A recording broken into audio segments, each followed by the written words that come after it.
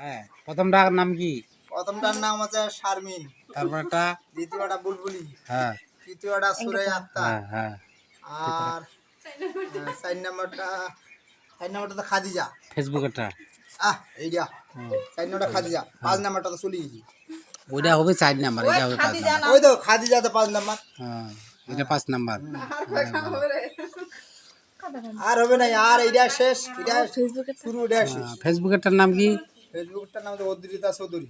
আচ্ছা, ওইটা কিভাবে হইলো বলেন তো একটু শুনি। ওটা মোবাইলের বিয়া। কিভাবে ও বিয়েটা হইলো? বলছিল যে আমি তোমাকে বিয়ে করবো। ঠিক আছে, হইলো। তুমি তাহলে একবার কবুল বলো। বললাম যে তুমি একবার বলো।